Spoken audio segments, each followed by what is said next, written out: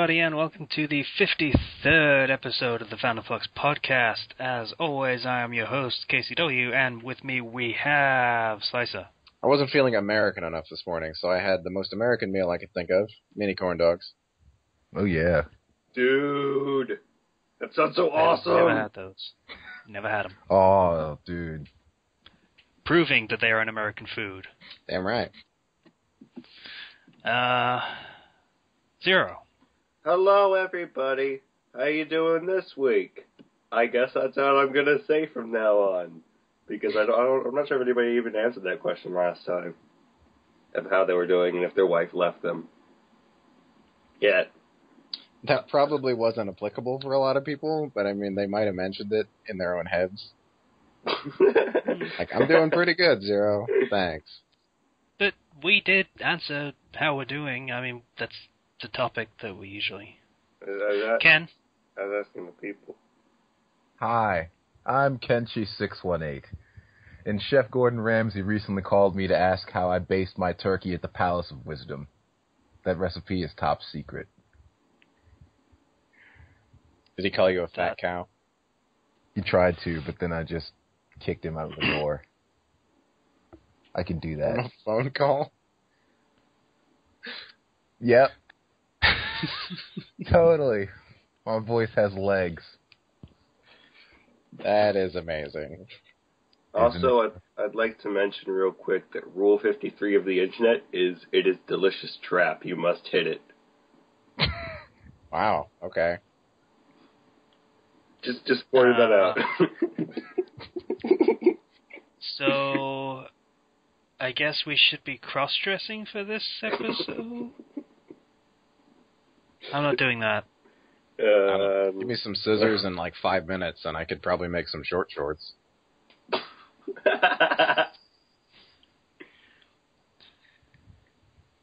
Thanks, Zero. Just felt that needed mentioning. We haven't been following what the rules are. Although this Always with the worthwhile contributions. Okay, so, as always, the first topic we're doing is what we're doing, so what are we doing, Slicer? I was going to go last, remember? Well, you were going to go last with the thing that you wanted to talk about later, but do you have anything else? Oh, well, yeah, okay. Well, first off, I finally got the letter about the dispatch job. As predicted, I didn't get it, but I'm ready for next time, so it's fine. Yeah. And, so I decided to, upon recommendation from Ethan, actually, we were in a call a few days ago because he was asking about Dark Souls and kind of went from there. He recommended, what was it? Chip and Ironicus, a group of 2 LPers that he watches, and I was checking out some of their videos, and they did Killer 7, and I was reminded that that game is fucking weird, and I want to play it. Dude, again. The shading on that game, just like everything looks blue when it's supposed to be black. It's just so absurd. It's a weird one. But, yeah, it's a GameCube game, and I don't have a GameCube anymore, and even if I did, I probably would not want to buy Killer 7, because it would be like $150 these days. So, I was going to mod my Wii, a soft mod, thankfully. I'm not going to try to put another chip on it. And I needed an SD card and an SD card reader, or rather a USB hub. And I bought 2 of them, separate times, and both of them failed. They didn't work at all. I have no idea why they were legally sold. Yeah. And that was the only 2 that my local Walmart had in stock. So I just wasted $30 in gas, 3 hours of my life, and a lot of effort over that. Kind of pissed. Yeah. I've never beaten Killer 7. I have it, but I just, it was too weird for me to continue. It's a Suda 51 game. If it's not weird, something's wrong. I know, but compare it to No More Heroes, and this is significantly weirder. I think he had people holding him back on that one. Yeah. There is now competition in that weird space of gaming in Swery. There is, yeah. I am a supporter of Swery over Suda 51. This guy made Psychonauts, right? Or is that somebody else? That was somebody else. That was Tim Schafer. Ah, okay. No. Swery is Deadly Premonition. Okay, yeah. Yeah. And now D4, which is weirder. I have no idea what that is. I forget what the full title is, but I'm just going to have to link the quick look that Giant Bomb did, and it's something. Just the thumbnail for it is something on its own. Yeah, all I know is the topic list of the Two Best Friends podcast, which I was going to listen to later today. It's mentioned it, but I'm not sure anything about it, so I'll find out later, I guess. Yeah, it's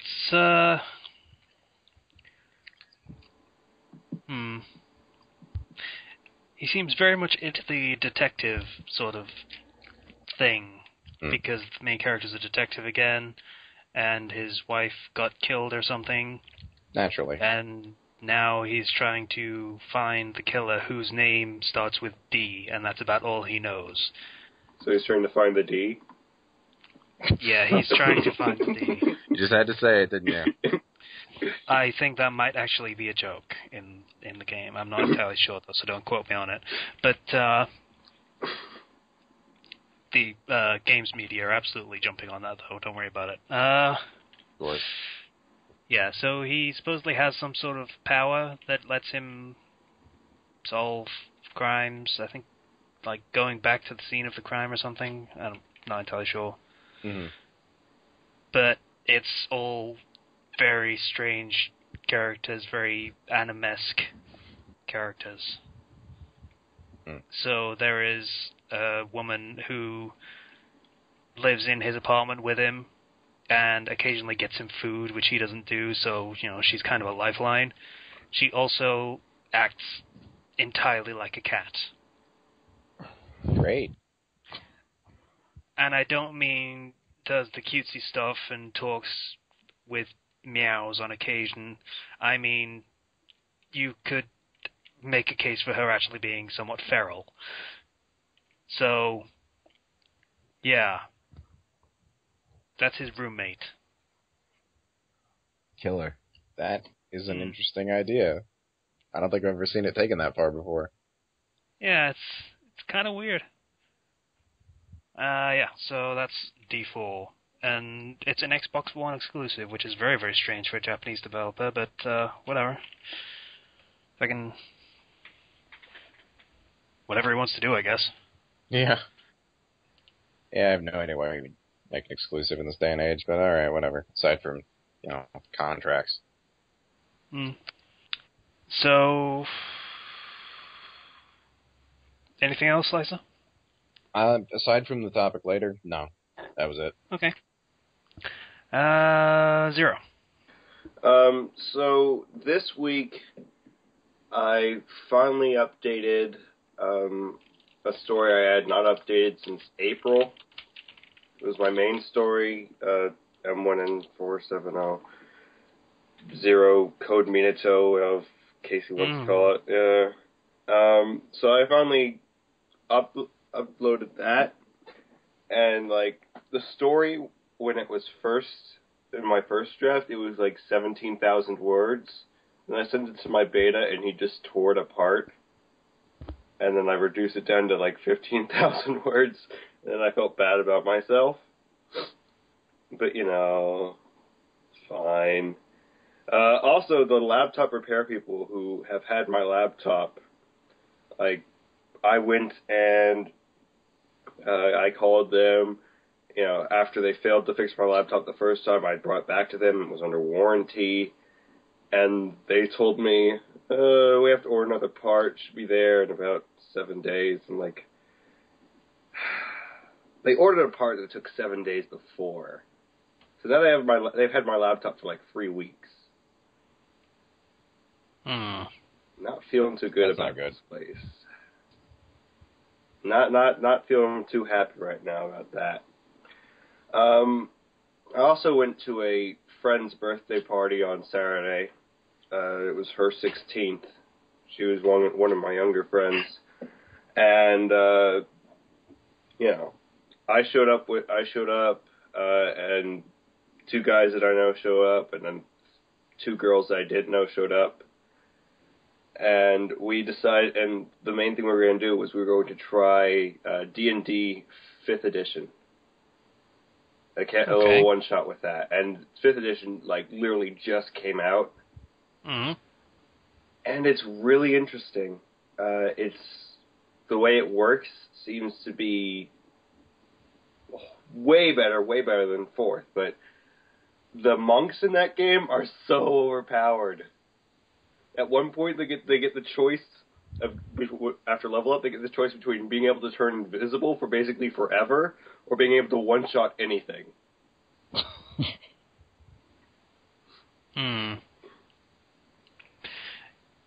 Yeah, my understanding for 5th edition is, as compared to 4th edition, which was entirely based around combat, 5th is supposed to have more role-playing stuff in it.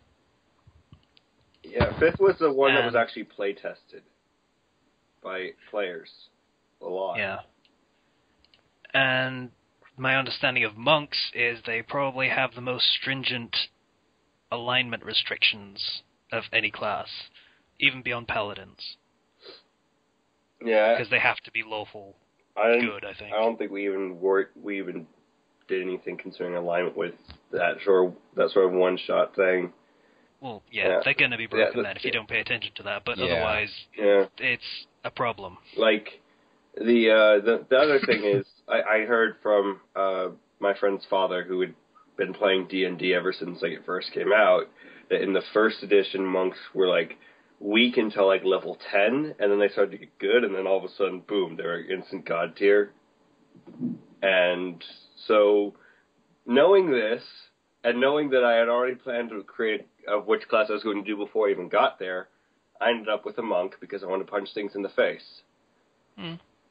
And so I named him El Fuerte Fuego del Dios, the strong fire of God. And I would always talk in third person with El Fuerte. You go down a hall, it's hot, it's dark, El Fuerte takes out a torch.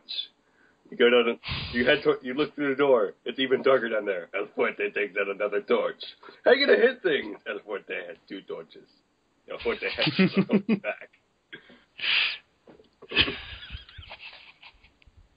Okay, that's kind of awesome. Yeah. Did your monk friends not object to your name? I was the only monk. Oh, okay, never mind. So I was El Fuerte. It was fantastic.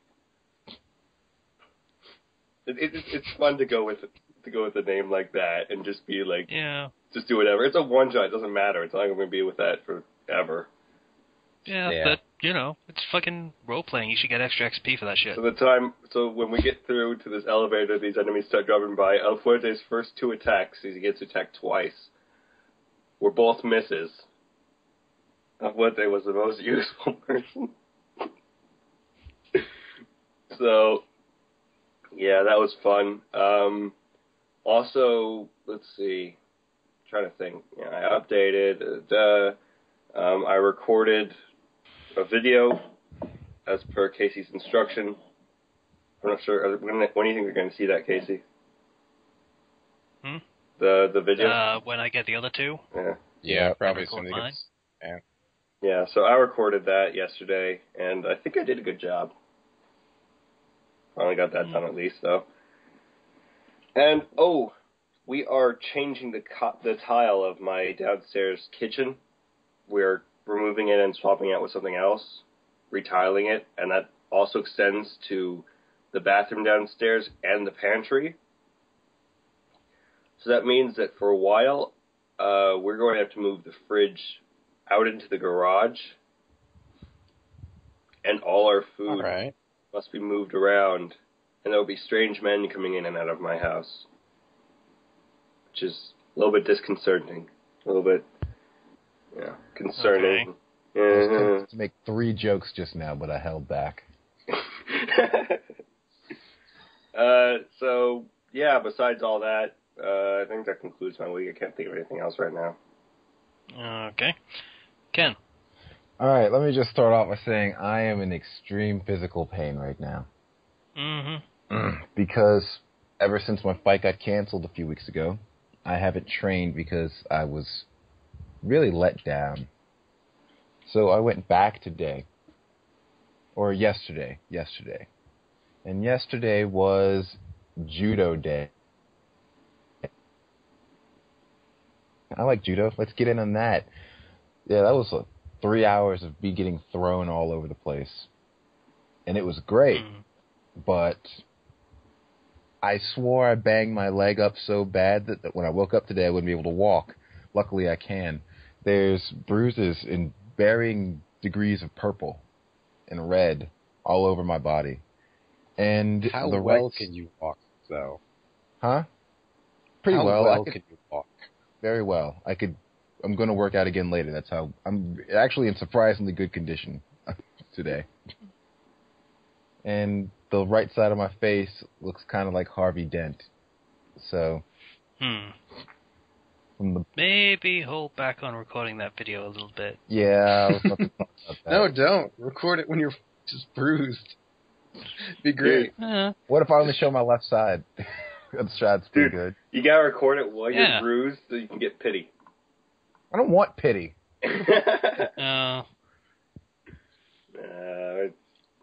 And I taught my friend a very hard lesson yesterday as well. Before the judo practice started, we hadn't sparred stand-up in a while, so we did some kickboxing stuff.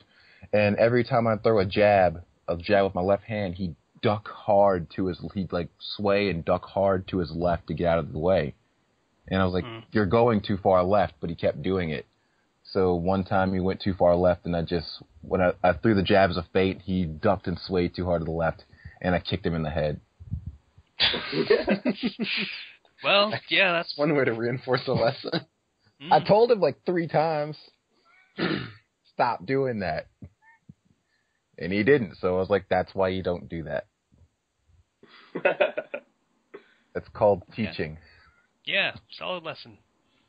And he didn't do that again, so it paid off. Nice work, Ken Sifu. And let's see, what else did I do? Oh yeah, for some reason my PlayStation just turned itself on. PlayStation 4. It has ghosting. Yeah, it's kind of creepy. It does have a ghost in it. Speaking of ghosts, talk about Destiny, because you supposedly bought it. I didn't buy it. I've decided against it. Good man. Reviews are kind of shitty, so. Yeah. My friend I've heard nothing but good things about it from people I know, so I don't know. I wonder if it improved since the alpha. Apparently they had to buff so. different kinds of weapons, but it's largely the same, I think. Because the alpha was okay, but it was the kind of game that got boring quick. Yeah, my understanding it's kind of grindy and has little to no plot. Yeah, that's about it. What I played of the alpha. I need a new game. I need a new console game. I need something awesome, and I need it soon. Console game. Not many of those coming out, so. There really isn't, actually. Hyrule Warriors coming out soon. Borderlands, maybe? Oh, wait, is that even on the next gen? Yeah, I think it's on 3. I mean, it doesn't matter if it's on 3 or 4. I just need something, damn it. Okay, yeah, Borderlands. It's probably a good one. If you had a Wii U, you could get Hyrule Warriors and slaughter mass amounts of enemies as Ganondorf. Hey, Ken, do you like Dynasty Warriors? It's okay. Okay, I don't you probably hate it. might like a little bit, I guess. From what I've been seeing, Hyrule Warriors is like an improvement upon Dynasty Warriors, at least a little. Hyrule Warriors is Dynasty Warriors with a reskin. Don't kid yourself. By improvement you mean it has Zelda characters in it. Is that what you want to say? Sounds like an improvement to me. Yeah, it sounds like an improvement to me. Alright, I'm pretty much done with my stuff. Okay. My week. What did I do with my week? Worked in the charity shop. Played some Old Republic. Not that much happened, really. I had a good idea for a fic that I want to do. But I've said that so many times on this podcast, you might consider that just a straight-up lie without even hearing anything else about it. We'll find out later. Yeah, we'll see what happens. Actually, I want to ask you about it, Ken, because reasons. What else? Oh, yeah. So something awesome came out on the Rooster Teeth store last week. Oh, this. Okay. Yeah. So, they released a set of plushies of the entire Ruby team. And they're awesome. I'm a 12-year-old girl, but I don't care, because they're awesome. And I'm going to link them to the fucking thingy. What's it? Where's the... Link dump? No, I'm going to link it in the fucking chat. Oh. You guys. Yeah, okay. Because they're awesome. I already did. I saw them. Yeah, you did. So, yeah. I'm just going to link this one specifically because I think it's probably my favorite. Because Grumpy Face. Let's see. So, yeah. Really? Credit where it's due. They're pretty good. I mean, they're not bad. Are they good quality? I mean, they look Yeah, good. they are. Very nice. Oh, that's entirely huggable. So, you know. Aww. See, that's probably why that one's my favorite, because it looks like it needs a hug. Look at that frown. Oh. It's a frowny face. It's a frowny face. You were a So, child. yeah. I bought those immediately as soon as I saw them, so... That frowny face makes me think of Casey. White hair, blue eyes, frowny face. Needs a hug. I didn't need that comparison. Well, it's there now. It's been said. It exists. I'd sing a theme song, but I absolutely could not pull that off. Fucking hell. Probably not, no. No, the fucking soprano theme song? No, I don't think so. A little bit out of my range, perhaps. But yeah, so those are awesome, and if you're a fan of Ruby, you should absolutely buy those, because they're cool as shit. That's pretty much it. I got nothing. I really got nothing this week. So, I guess we're moving on to the next thing, which is, as always, Bleach. There is no Naruto this week, so we're not going to do that one. How fortunate for all of you. Yeah, well, I was kind of happy about it because even though it means less content for the podcast, it also means we don't have to do Naruto for a week, which is kind of nice. Mm-hmm. See, I would think that, but I'm actually excited about what's happening right now. I mean, like, Yeah. yeah. Yeah, the I end. want to see Sasuke get his ass kicked. That's That'd be great. what I need to see. I think that can cheer me up. The fight that has literally been foreshadowed for like 600 chapters. Yeah. Yep. And almost happened 3 times. Yep. Actually, I suppose technically it did finish once. It did, yeah. I want to see it be finished once and for all, though. Yeah, but that's just going to mean both of them die. That's totally what's going to happen. And there's a downside to that. Fair play, yeah. That's absolutely true. Yeah. How cruel of you, Zero. I'm sorry, it's 8 a.m. I'm not kind. It's too early to be kind. Oh well. So, Bleach, chapter 597. Yeah, we see Lil Tato. 597. Is that this character's name? I don't Tato. know. It doesn't sound appropriate to me, but... Lil Tato-chan.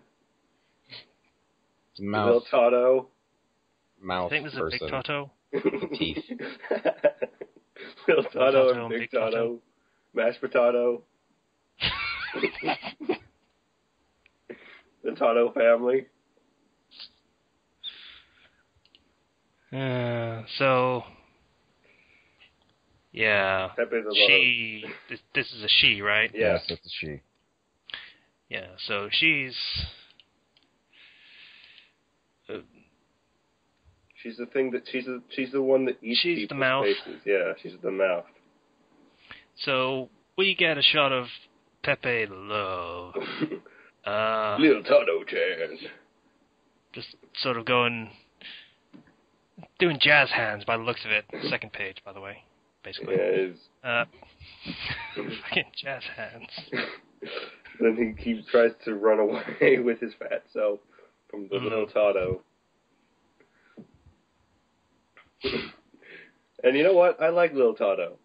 Little Toto's kind of... I like what She starts with dude. That's a pretty good way to start a sentence. Dude, you damn well tried to kill us all. Okay, is that shadow or pubic hair? I'm really disturbed by this image. What, on the nose? In panel 2 of the second page. Oh, that's definitely hair.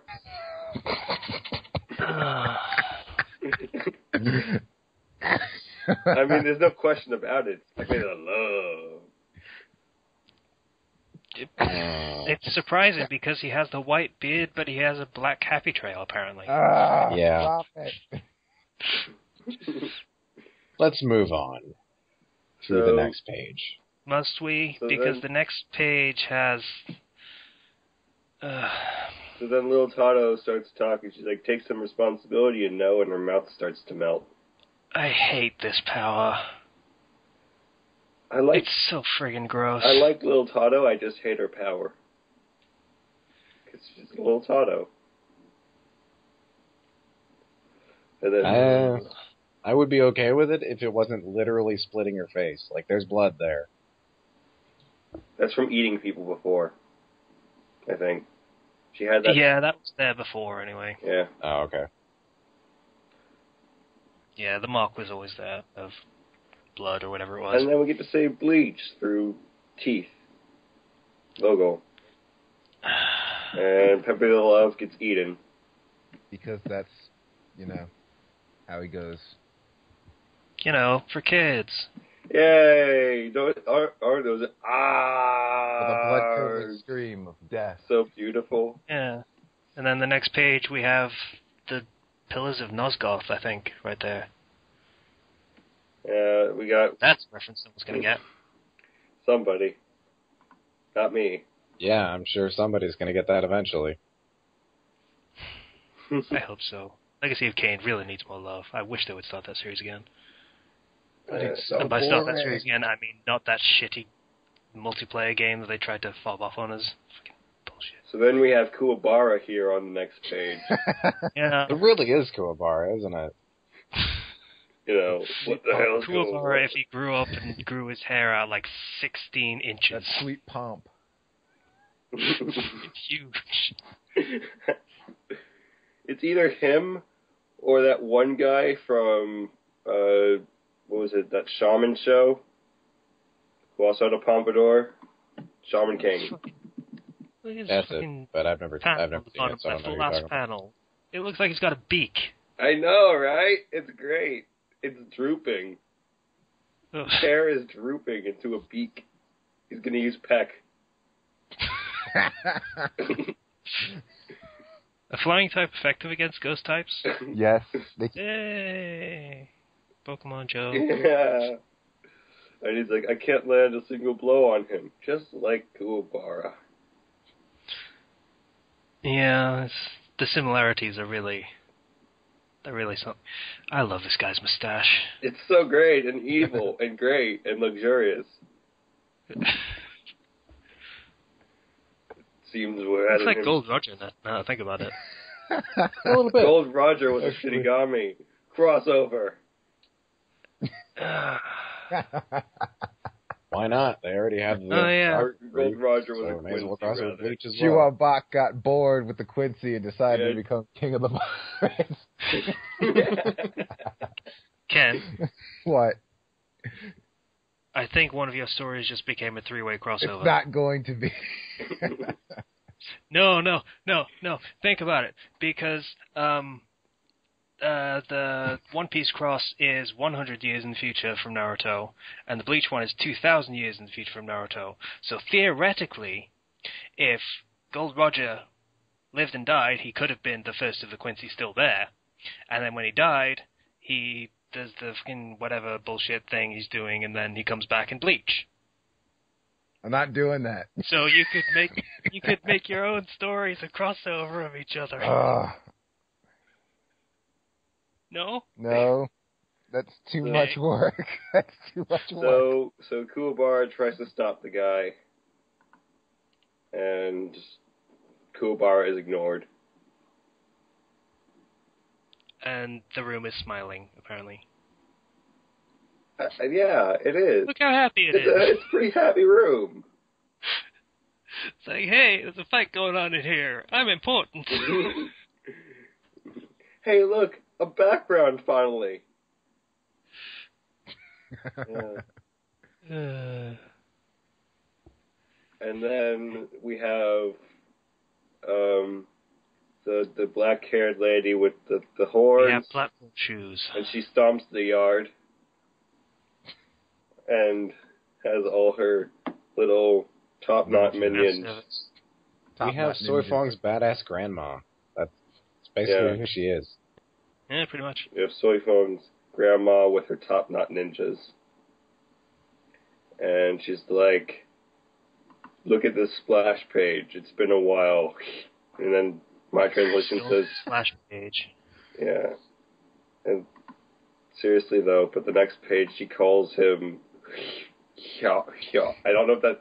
Is that a translation error? There's a vowel in there somewhere. It's YHWACH. It was she just like whack.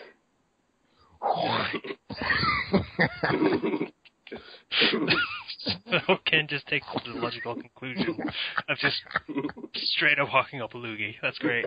Pretty much. It's Sorry, been a while. hawking up a loogie.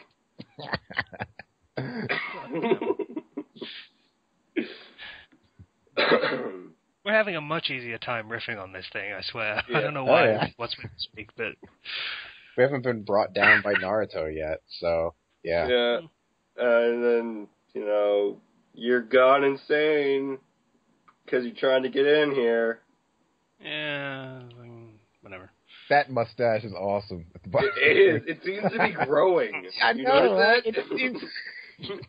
Like, even in the next page, look, it grows a little bit more. The more evil things he does, the more powerful the mustache. About this page, though, is actually, anybody else reminded of that JoJo thing where they're crossing the street and it's just suddenly like the most badass moment ever, and then they're just crossing the street? Hang on. In page 10, it's kind of like a normal size. Like, it goes a bit past his cheeks, but that's about it. And then it blends into his hair. hair. In page 11, like, in that full width panel, it's sort of just going right the way around his face. Like, it's actually growing. It is. Yeah. Now, in that back shot of him on page 12, I wish they would have, had his mustache peeking out from the side of his head from the front. Maybe those few strands of hair are his mustache. Maybe that's just his mustache, and it's just gone out of control. Maybe his mustache should be one of his Quincy powers. Maybe all the hair on his head is actually just part of his mustache. All along, you thought it was hair, he just ties but it it up was me, in your really mustache. convincing ways. And then all the top-knot ninjas try to stab him, and they end up doing a little circle dance. Yeah. Yeah, I don't know exactly what this is supposed to be. They're trying to hit him, It's revealed but on the next page. He's got an invisible wall around him because he's a cheat character. No, turn the page. I'm pretty sure it's because of the next person that they introduce. Yeah. Yeah. Because he's a cheat character. Who has the worst lisp ever. Oh, God. You lot are by far more insolent. The insolent one now. Suffering succotash. Yeah. It says, they will never reach His Highness. And we have Stern Ritter W, the Wind, Nienzol Far more Weisel. insolent. How long has it been since we've actually seen the name for these guys? We have never seen Nienzol this guy's name. We usually Weisel. only see Okay, names he once. has a lisp and then he doesn't. What the fuck? Yeah. It's like, you lot are by far more insolent. And then he's just back to normal. As proof, just examine So your own I just text. want to say, this guy has 2 tongues, Okay. and he also looks super high in this picture. Yeah. Also, So my translation doesn't have any kind of lisp anywhere, so I don't know what you're talking about. So he's like it looks kind of like one tongue is overlapping over another instead of just being one like large tongue. So he's got 2 separate tongues. So Okay, What the let's be real. How could you actually make any sounds with that fucking mouth? You couldn't. my question is it possible for him to lick 2 lollipops at once? Let's Yes. not get into questions of what he could lick, shall we? Yeah, that's a good point. My question is, how many... She's thinking about it. Look at that. All right. I Go wonder with how that. many uses there are for those 2 tongues. My question is, what the fuck are we going to call him? Because we are not remembering that name. This is the only Licky time... licky. This is the only Lilik. time... Licky tongue? Lickitung, Lilicky. Licky licky. It's Licky the evolved form of licky tongue. And he has 2 tongues, so licky licky. Licky. Come on, write itself. Fine. He also looks super Sure, why high. not? It looks like a I don't know, almost like a hippie licky with his He looks- spaced out, zoned out eyes. He does look blazed in this picture. Yeah. Pretty much. Yeah. And his name is his Stern Ritter name is the Wind. Holy shit, it's 420. You actually said that at 420. Yes. Wow. I hate that meme. Alright. So, Then we have the giant cannon.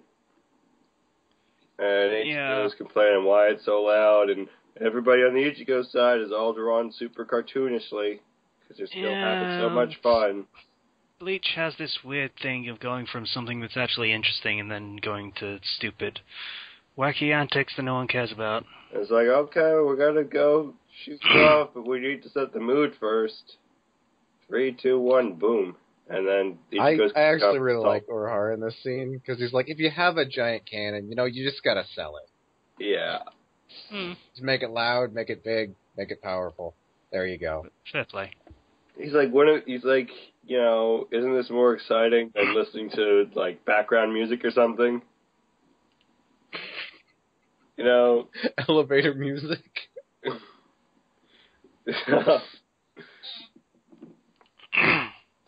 Yeah. So, that was Bleach this week. Ichigo's gonna come and save everybody right as they're on the verge of death. And everybody in the Zero Squad's gonna end up being useless. History hasn't borne that out. Ichigo, more often than not, has just kind of fucked everything up. Yeah, I guess. To an extent, I suppose. So in conclusion, the Lil Tato ate the Pepe the Love. It was creepy. We got to see Kuwabara be Kuwabara. Yeah. And, It was... and then we met a Licky Licky. And we proved that all ninja are incompetent in this universe. Yeah, and Juhabak's mustache keeps growing. That's the thing about ninja, though. There were so many of them. You can't have a lot of ninja. We know this. This has been proven as fact. You have one ninja, it's amazing. You have like 10, they suck. It's true. The rarer something is, the better it is. What was the name of it? Conservation of Ninjutsu, that's it. Alright, I think we're done with this. Yeah, Bleach is over.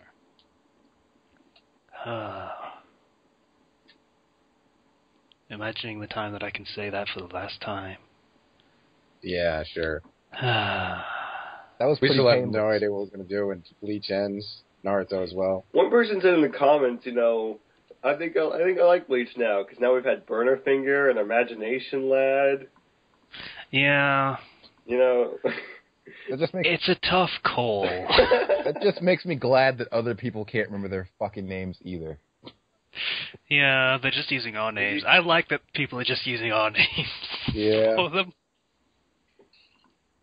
Like, Oh, we have an effect on the world, and it's not positive in any way. I will admit, I forget who commented that, the person, but they It was have Neil. a point. All right, Neil, yeah. Neil, you got a point. All right? I was down on Bleach. I mean, it was all right, I guess, but it's mediocre. Yeah. But now, yeah, sure. All right. we got Imagination Lad, Burner Finger, and Pepe the Love. Imagination. Imagination. We're not going to sing the entire Imagination song. There's a full Imagination song. Yes. Damn right there is. Zero needs to watch South Park. Excuse me while I watch that. Really? Go on. Do the podcast. I'll be watching Wow. this. Okay. Alright, fine, All whatever. right, then. So, Slicer, this is your thing. Right. I actually had no idea what to call this topic, so I'm just going to go with believable narrative. And it's about the DLC in New Vegas. I was redoing them, and there's 3 that I've done so far. I haven't done the Divide yet, but I know that one's kind of It's unless it's been rebalanced by all the mods I got, it's going to be really difficult, overly so than it should be. But anyway, that's the point. The Divide is the one in Utah, right? No, that's Happy Trails. Oh, yeah, okay. I don't know what the Divide is then. Yeah, that you go to a military base and it's story driven. I don't want to spoil anything. Anyway, Okay. you first DLC is Happy Trails, as mentioned. You go to Utah and you find several tribes warring with each other, or rather, one tribe warring with every other tribe because they haven't somehow wiped themselves out. But it's the Sorrows, which are hunters mainly. They do not have any warriors. They're a very peaceful tribe, and the Dead Horses, which are the warrior people, pretty much. The ones attacking them are the White Legs, which, as their name implies, they have white painted legs, and that's the thing. And the entire area it has the Skyrim problem, where it's mountains and things are kind of hard to get around, but you manage. And you go to the different locations, and you actually wind up finding the origins of the tribes, and it's very interesting. It's compelling. You start to care about the tribes, and it works with the story. Sometimes you when you first get to the area, you do the first quest, and it's like, explore, because you're supposed to do the quest, but you wind up just exploring, because that's what all players do. All good players, anyway. And you kind of spoil a few things before you actually get to the quest and to do them, but, it doesn't matter. So that one's it's good. It's well-paced, it's got characters that are enjoyable, and you get some good weapons out of it. It's also one of the DLCs that was heavily rebalanced. The first time I played it, when it first came out, I was just slaughtered, and I was a max-level player. And I just replayed it this morning, actually, and you could do that thing at level 10. I mean, you might need to have a lockpick skill that's pretty high to open some stuff, but all the enemies have barely any health, and it's very keyed toward a lower-end player. So that was good. I liked that DLC. And the next enjoyable one I played was the Big Empty, or I forget the actual name was, Mount something. Lonesome Road? Is that Lonesome Road, or I think Lonesome Road is actually the Divide, like the name for it. Okay. I know there's 4, but yeah, it's Old World. It's not the casino one, then, yeah. No, that's Sierra Madre. I'll get to that. Don't worry.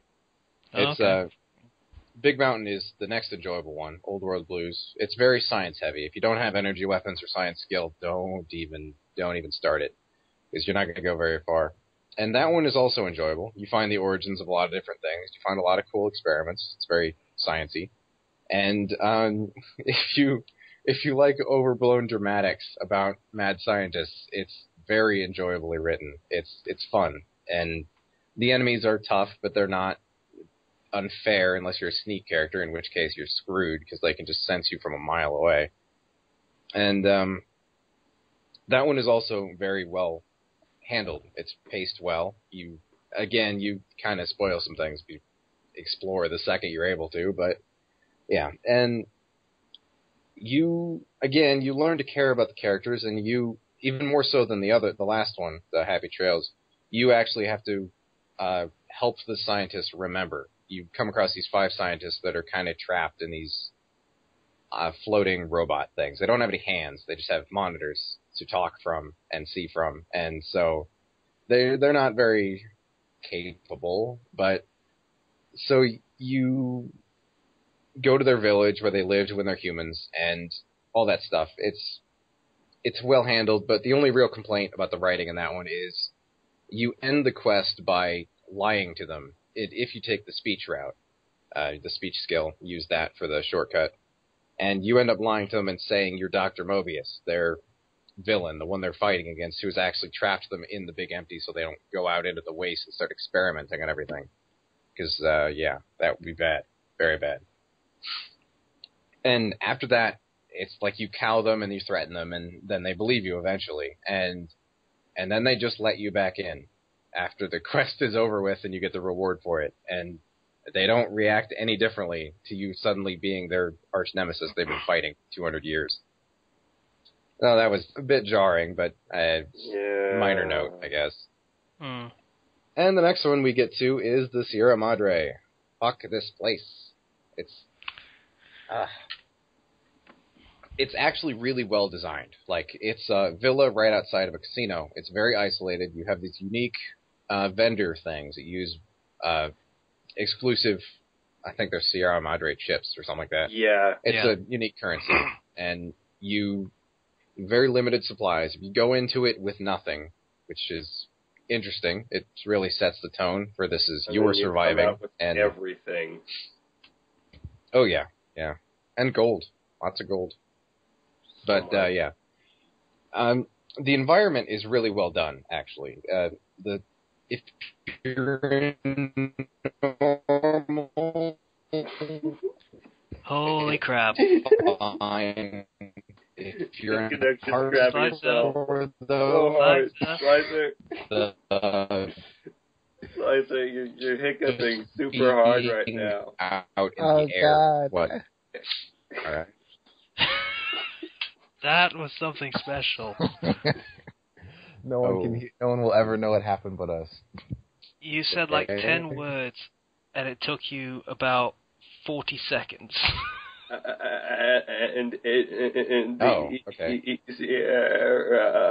Like that. Try again. Where did it leave? It's happening again. Okay, Slicer, do you wanna go check on your connection or something? See if your fucking brothers are being assholes or something. Oh, it's awful.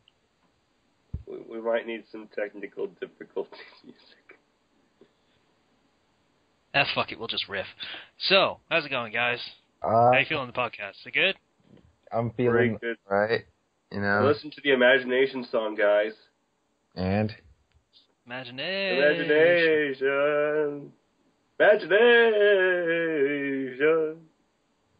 Yeah, like that.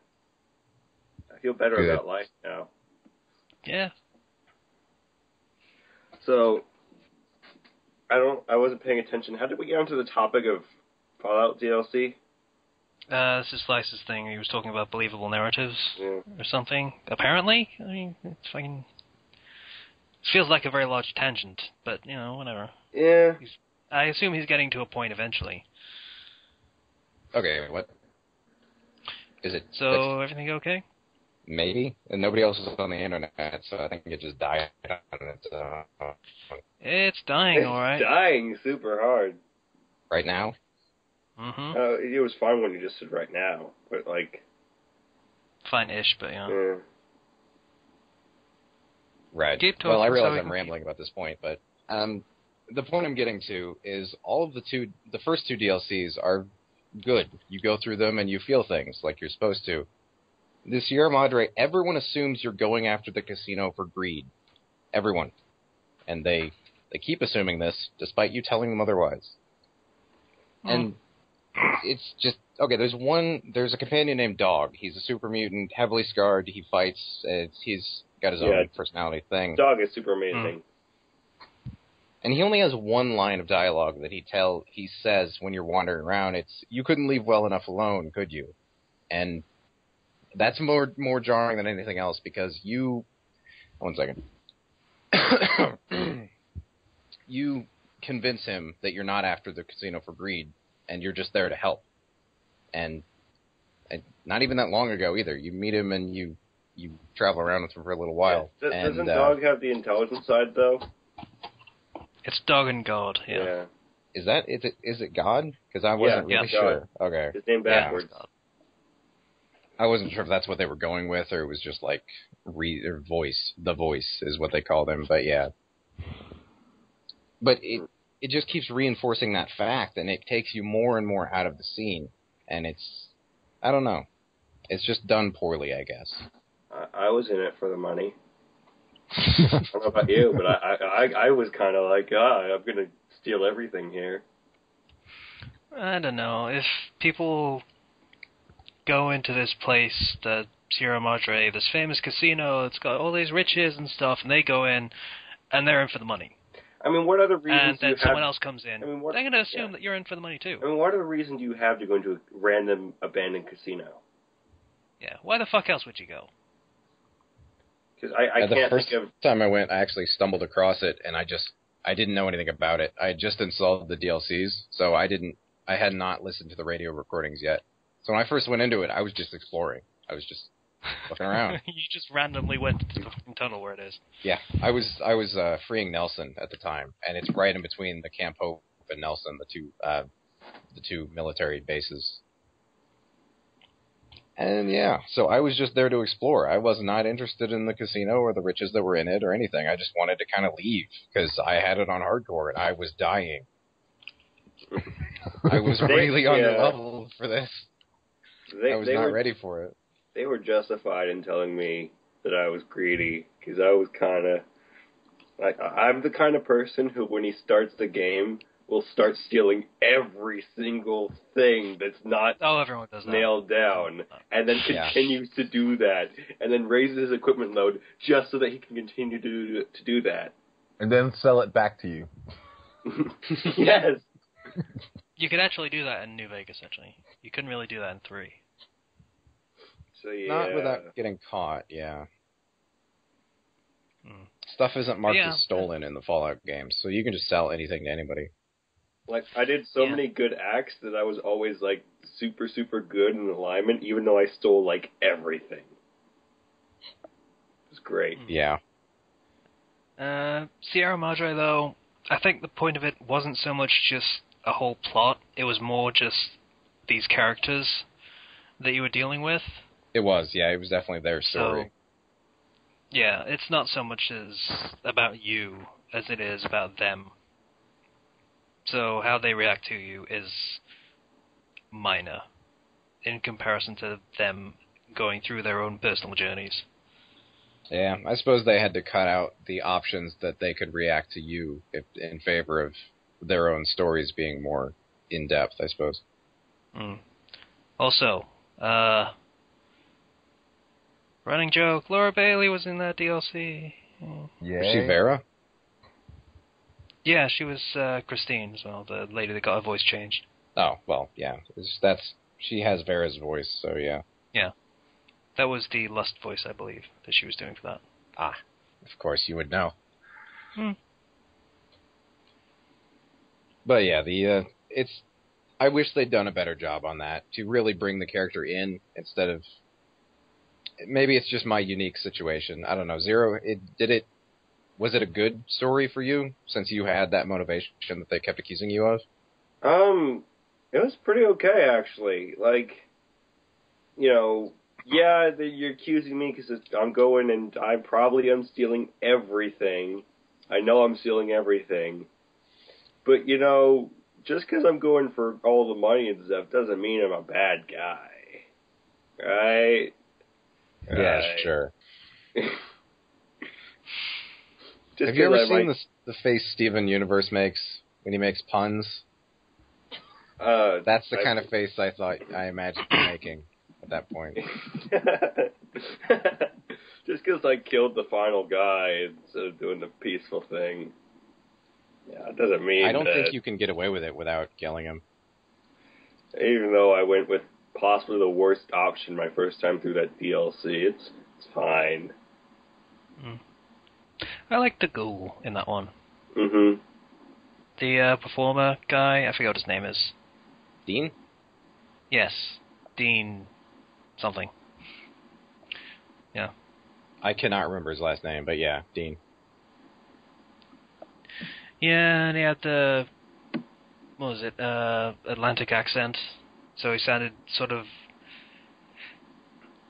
posh and pseudo-British as far as Americans go. Pretty much, That's yeah. how that accent sort of translates in my head. Not really You know, British, but yeah, posh. It sounds vaguely classy, and I like that. That was cool. So, He was a cool character. Yeah.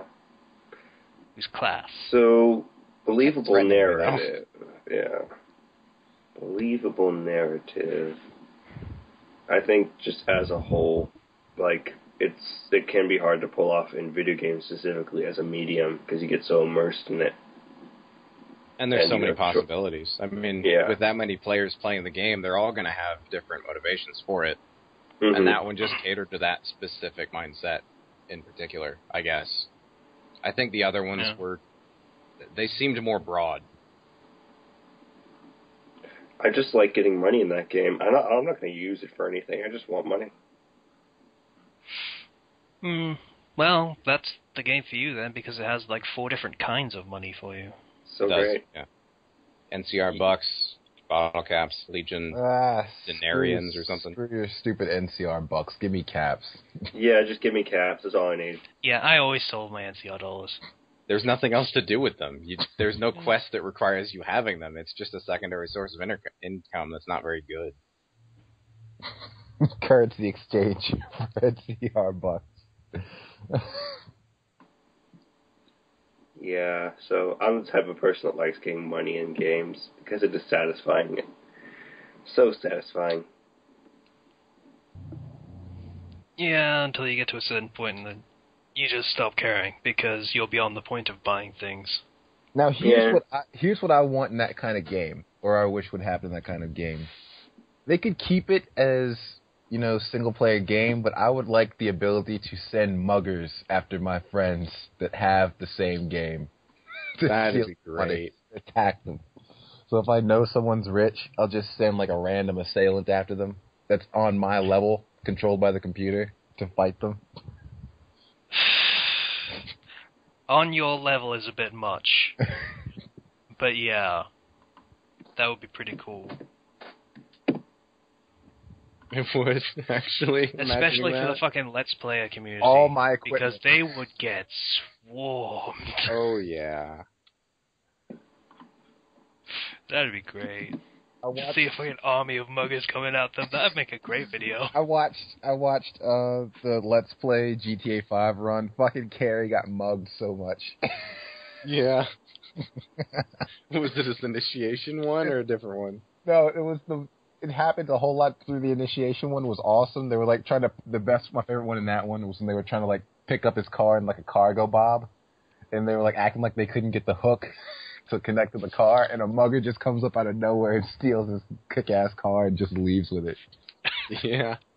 But there was another one in like the Pirates one where Carrie's on a bike and Michael's like standing right there. He's like, "Hey, Carrie, cool ride." And Carrie's like, "Thanks for a buster."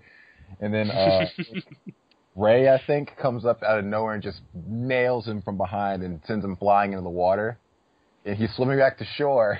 And then a mugger jumps in the water, stabs him and mugs him in the water.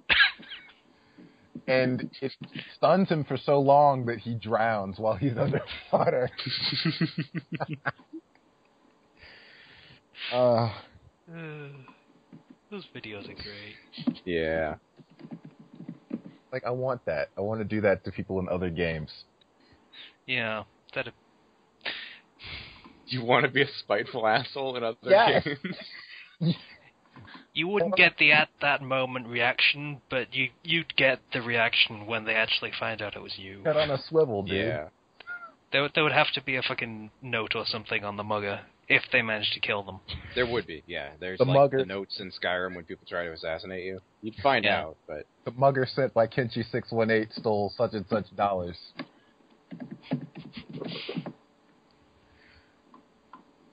now that I think about it, in GTA you can die as much as you want, you just respawn. But in like New Vegas, you'd need to make it so your character didn't actually die, they just got knocked unconscious. I can see that going wrong. Bugging somehow.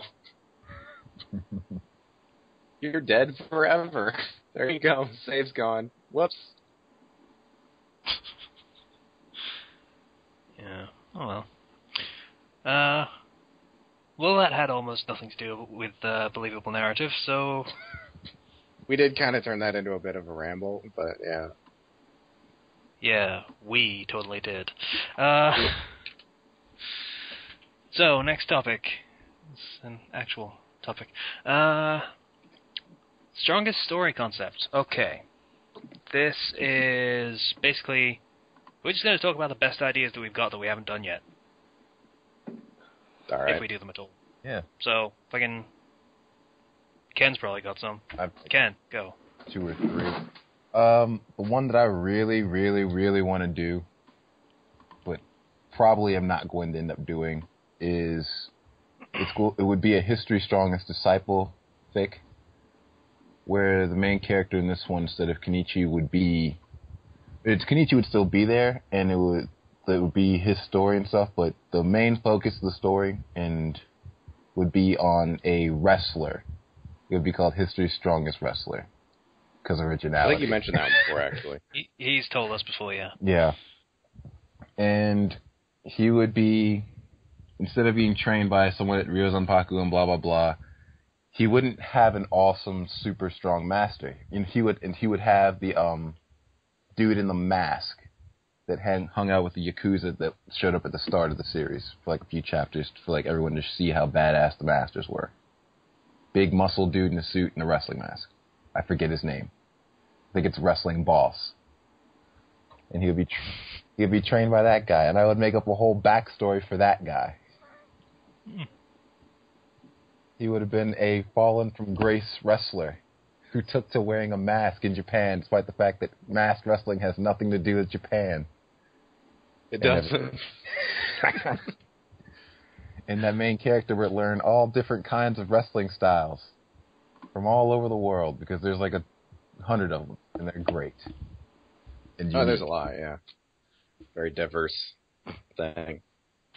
And that's my first idea. But I do not know how I'm going to do this, so it's going to stay in my head until I do. Well, in your head and in a podcast. Apparently. Zero, you got any? Yeah. One idea was one that I actually proposed as a idea, like, for people to possibly grab up in an earlier episode. Remember the whole, what I called detergent, where you have Keigo as the main character of Bleach? That one. Yeah. I'm almost thinking of retracting that offer and writing it myself, but I'm like, there's no way I can write another story at this time. Because it's such a good idea. I also have another idea in the back of my head, sort of. Because I had proposed previously a Sword Art Online Persona 3 crossover in my idea box that one person, who's Sarada Shioya on fanfiction, he took that called Ghost in the Machine, and that's basically where the main character of Persona 3 ends up in Sword Art Online. And I was thinking, what if I took the reverse of that and put Sword Art Online in, say, a Persona game where all the players are the students in the academy and they're all trying to solve things, and it'd just be madness. Or something like that. Some sort of Sword Art Online thing where it takes place in another video game. Because I found one guy recommended to me a sort of a thread quest where it was Lord Ran Online, where it was Dark Souls and Sword Art Online, and everybody was dying. Yeah. Sure as that wouldn't take long, that's for sure. Survival rate would be 0. So I was like, what if I were to like, But I'm Tish. what if I were to do a Sword Art Online and some video game where, you know, maybe not Dark Souls, but some sort of game where everybody would just completely like get wiped out. Change it from an RPG to something really like action packed. Borderlands? Ooh, like that, or even Fallout. Borderlands would warp some characters' personalities. Yeah, a little bit. Yeah. Maybe, Yeah, it would. Just the idea of taking it and being like, hey, you know that you're not in that game anymore, now you're in this new game where everybody dies. I don't know. It'd be kind of jarring for people from the Borderlands universe because of the new U system. It just kind of... I imagine they have some suicidal strategies. So that was a, you know, idea I had, or those two ideas that I think were pretty good. I hadn't really thought them through. I have a possible future project section on my profile page on fan fiction, so I'm not even going to discuss that. Like most of those that are on there. So I'm done. Alright. Slicer, you got any? Sort of. I'm not going to talk about them because they're all smut. But I mean, yeah, I guess I have a few that are very, very rough. Yeah, in case anybody had any doubts Vague about ideas at Slicer, this he point. does in fact have ideas for more smut to write. Yeah. Yeah, it's never ending. I mean, come on. Somebody It's has all to very write simple. Somebody has to, yeah. May as well take the responsibility. Slicer, you're a giver. Yep. I like to think so. Slicer does Okay. an art form, one that is necessary in the world. Anyway, Casey, you got any? Let's see. I had the One Piece flip thing, but that's technically not my idea because it's from Turnabout, which was rubbish. So it was basically do that, but do it well. Right. Luffy is a Marine, that whole thing. There was... What was the other one? Oh yeah, I was going to do the Pokemon thing, only Pokemon are actually dangerous creatures thing, but that was also not my idea.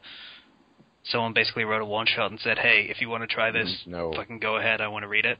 So I workshopped a couple of ideas on it, and probably never going to go anywhere.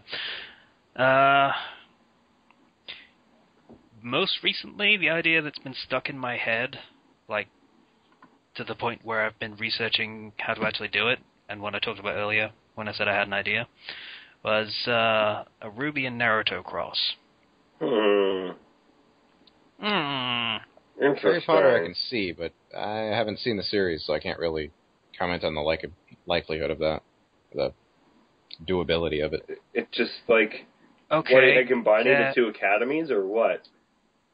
It is actually very easy.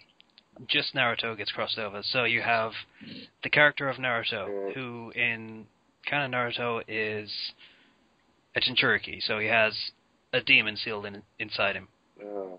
Now in Ruby, there are creatures called Grimm, which are basically world-spanning monsters that, you know, basically own the world, and humanity are barely surviving in their 4 little sanctuary kingdoms.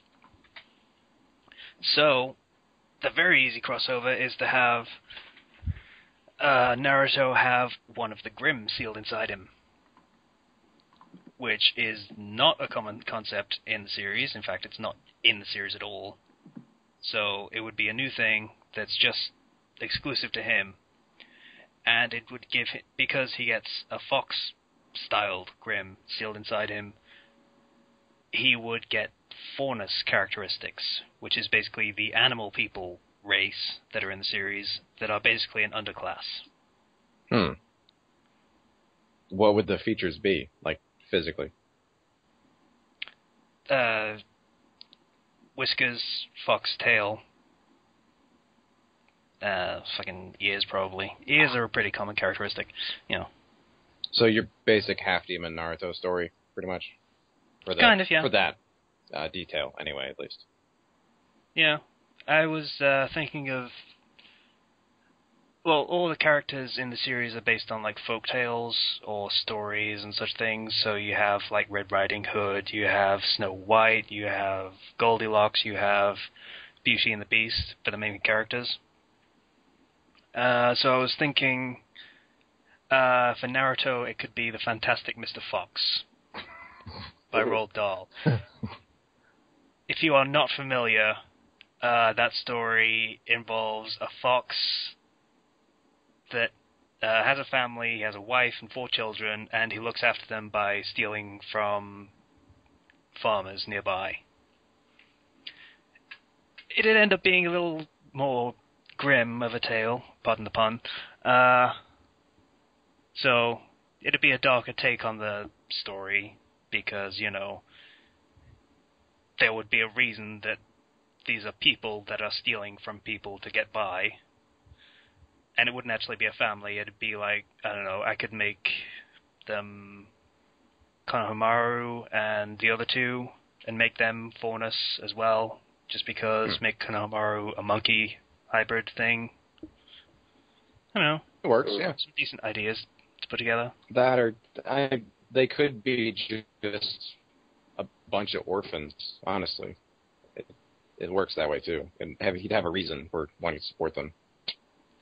Unless I'm getting mixed orphans. In universe, I think humans would rather take in orphans than have them raised by a faunus. So,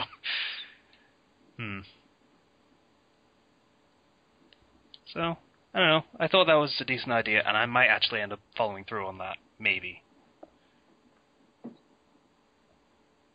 Ken, you had more.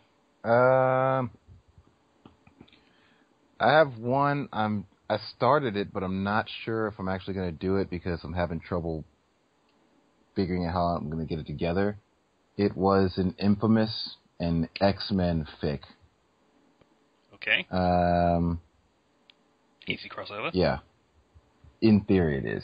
But I don't know how I'm going to... I want it to be deep. I want it deep. And I'm not sure how I'm going to do that. It's after the... It's Desmond isn't... Or what is it? Is it Desmond? Cole? Yeah, Cole. I said Desmond. I'm an idiot. Cole isn't strong yet.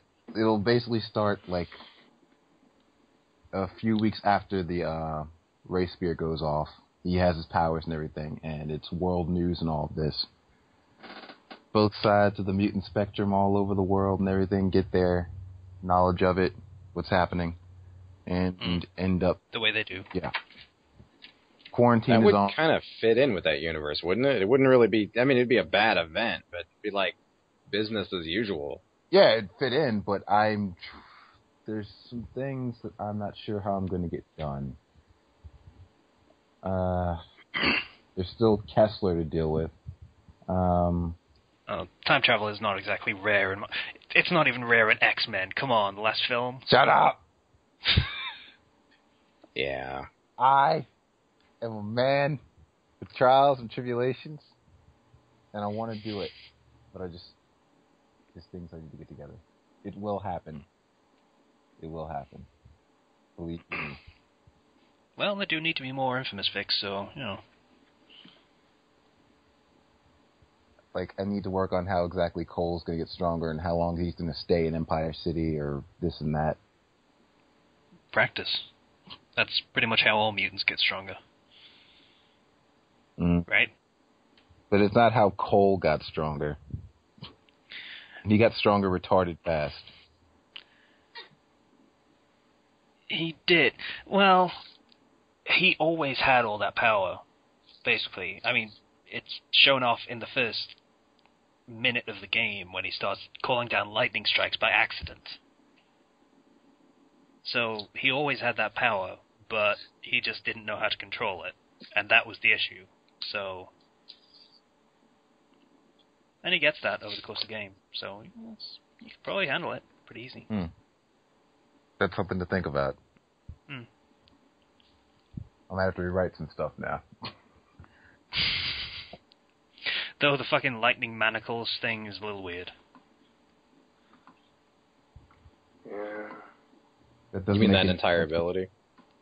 Yeah. Doesn't make any Yeah, sense it's at kind all. of weird. Is the concept that they can't move their hands because it would electrocute them if they were to try and No, lift they're their hands? actually struggling underneath them. They're actually struggling. So basically that's torture because they're constantly getting electrocuted, and every time they jerk from the electrocution, they hit the other side of the cuff, I don't and then... freaking know. Apparently it's humane. Apparently it's humane. It's the good way to do it.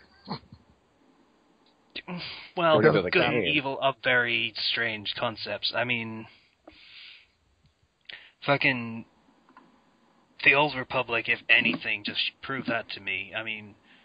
I did a quest today where you go into a hive of bugs that have kidnapped a research team, and you rescue them all.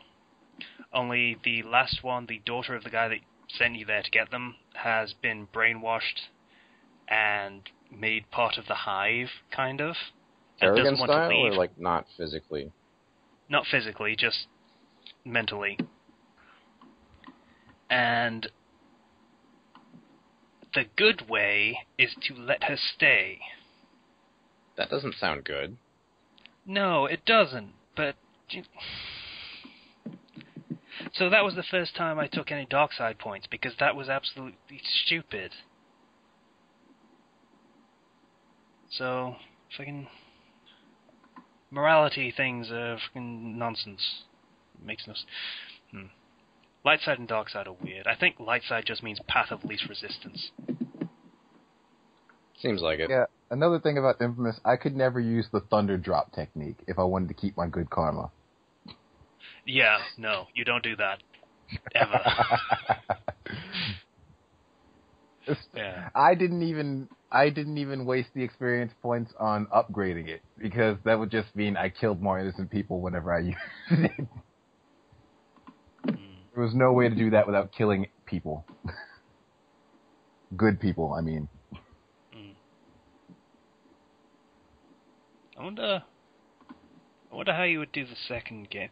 With the second power thing, would you even be able to do that? I don't know.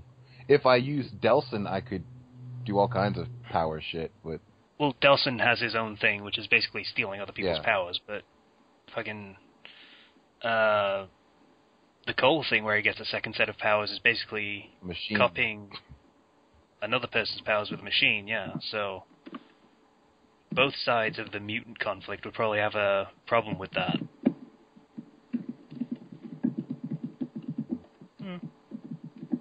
It's an interesting idea, though. Mm-hmm.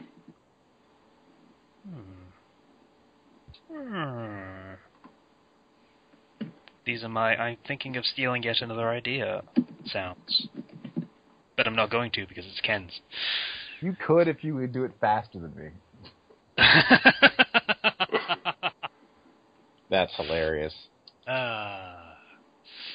it faster. Me. Do anything fast ever.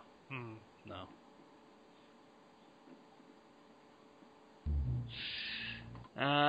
Okay, so we're gonna move on, because I think that's everyone's best ideas that they have at the moment. Sure. Let's go with that. I really want to get back into writing. I do. It's just... Waiting for you to send me stuff, but you just gotta write it first. So, next topic. Writing canon with undefined personalities. I actually have a What really this means- excellent example to start this with. What this means is there are characters in canon, all you know is their names, possibly a vague physical description, and that's all you have. What do you do with these characters? Do you do anything with these characters? Go. Should I give my example? Yeah, Or? go. Okay. I actually have no idea how to pronounce this author's name. It's Jacanias, I think it is, or something like that. He wrote a Harry Potter fic called Blue Steel recently, and it was another take on the Triwizard Tournament. It focuses on Astoria, Greengrass, Daphne's sister, and Romilda Vane. That's her name. Romilda is or Rami, I guess she goes in that fic as a nickname. She is a gypsy, so she can curse stuff. She has unique spells she can use, and Astoria. I keep getting mixed up with Astoria, the country from Dark Souls. Anyway, and she's just really, she's basically how most people portray Daphne. In this fic, Daphne is an idiot and knows it. She's the dumb blonde, and yet because her parents punish anybody that does anything against her, they all assume she's conniving and sneaky. But anyway, that's a side thing. But it characterizes the two girls really well, and it has a lot of the butterfly effect kind of thing, so far at least. It's only one chapter. But in the very short amount of time it has, it's like 12,000 words so far, the girls' characters are very clear. They come across well. So if you're going to do something like that, I would suggest doing the same, where make their personalities clear from the start, unless they're like a mystery type thing. In which case, give enough. Make sure to give enough. Don't just, this character's mysterious. Ooh. If I could add something, because you did mention something that is probably pretty important. Don't just copy and paste characters from the actual work. There is no point in that. So, if you have a Ravenclaw, don't just make them act like Hermione, because there's no point in that. Yeah. Because there's already a Hermione. That character exists. Mm-hmm. Thus, we don't need to see another one, thank you. That's a good line, actually. This character exists, don't copy it. There's no point. I mean, if Hermione's like the know-it-all smart person, then you could totally just interpret like the Ravenclaws, who are super smart. They could just be like, not necessarily like Hermione is like a super rules lawyer, but more like just ignore everybody else and not even care, but just focus on studying on their own and being like, we're smart, we don't need you. We don't need to pay attention to you. You can do whatever you want, but we're just going to sit here and study. Yeah, there's different interpretations of similar concepts for characters. Yeah, so try and come up with something a bit more unique, if you can. Something interesting. Something that will get the reader's attention, perhaps. Yeah. Yeah, so unique concepts are good. Well-defined personalities, also good. Nothing wrong with that, absolutely. And if you really need to put in a character for a certain thing, and there's an existing character that you never really got to see or never really had defined personality, and you have, like, for example, I'm going to mention one of my works again, but Kill la Kill has the wrestling captain who shows up for like 2 seconds in the actual show. But I made her show up as an actual sort of villain character in like the second chapter, and gave her a personality befitting like a wrestler, like super hype, like needs to have the audience's approval type character. Is always shouting to the audience, "Are you ready?" So basically, you made a caster. Yeah. That's caster of Castor and Pollux from Kenshi. Okay. Yeah, not the other caster. Basically, I mean, there's more to it than that, but I interpreted the character from the clues I was given. Well, that's a fair interpretation. Yeah, it's a big thing in wrestling, so it makes sense that would be part of the character. Yeah, like obviously there would be a little bit more, but you got to interpret the character from what you're given, and try to keep it unique to the work. Yeah. So, anybody else got anything to say?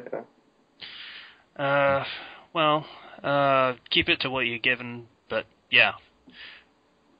Make sure you include what you're given. So, for example, I hate using this as an example because I really don't like how this character has become such fanon goddess, but fucking Daphne from Slytherin in Harry Potter, she's from Slytherin, so she's probably either from a well-connected family, or definitely pure blood, or she is very conniving.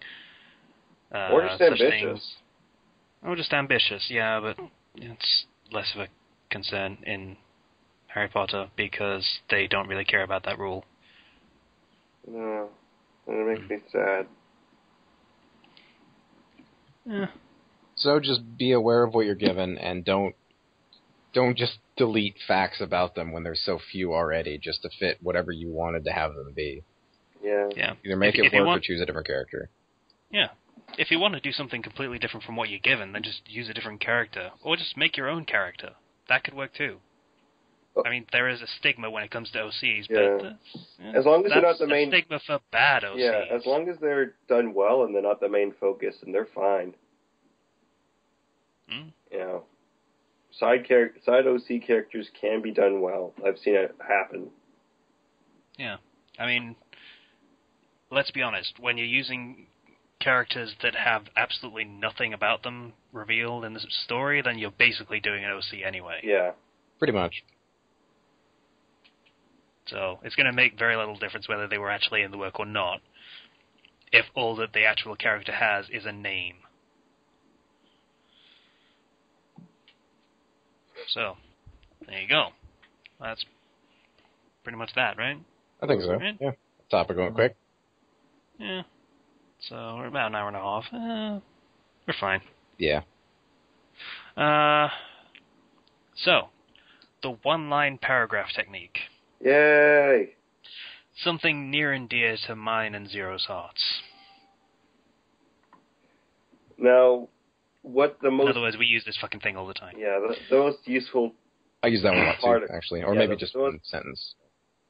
Really, the most useful part about this whole one-line paragraph deal is that it isolates parts of what you're writing as important without having to bold or indent or whatever you want to do. Like italicize, underline. It's a way of, not really subtly, but showing out, this is important. And it can be used to bring out quite an impact in certain scenes. Do you want to explain what this is, by the way? I don't think we ever did that. The one-line paragraph technique is when you, usually following a rather extensive paragraph, or somewhat extensive paragraph, you have just one single line or single sentence that is separated into its own paragraph so that it has more impact. Yeah. I don't know about impact, but I use this purely for humor. Just for really dry, sarcastic comments. Humor has its own kind of impact. Yeah. Like, for example... It's a punchline, for example. And, punch. Impact. And I sort paragraphs based on the ideas that are inherent in the paragraphs. So when I switch to another idea, sometimes I use these one-line paragraphs more as transitions, while also still keeping that sort of that impact, just so I can move from one idea to the next without mixing paragraphs in a way that doesn't make sense. I think my status as a beta has affected my writing style in that I actually split paragraphs just by the size that they are. If it's looking too big, I'll split it into a different paragraph. That's not grammatically correct. It's not what you're supposed to do, but I do it anyway because it looks better. It's helpful because it reads better. Yeah. I will break big paragraphs, but you have to, at the same time, say, oh, this idea ends here, this idea ends there, and try to use that. And oftentimes, if there isn't a definitive point where, you can transition at the same time and you want that transition to have impact, sometimes a one-line paragraph will help with that. A lot of the things that I see for one-line paragraphs is that one-line paragraphs and very short sort of diction is kind of useful if you're writing anything sort of horror-based, because every line has impact. And if you're using the right diction and you're using the right sort of just style with that, it can come across very, very just creepy if done right. Because every line has impact and every word is important. It's about basically utilizing everything you can possibly use and cutting out all the unnecessary fat.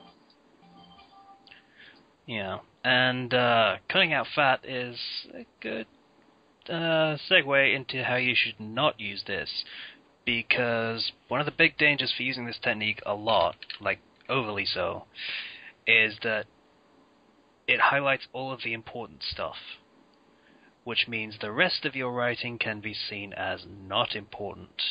That's not good.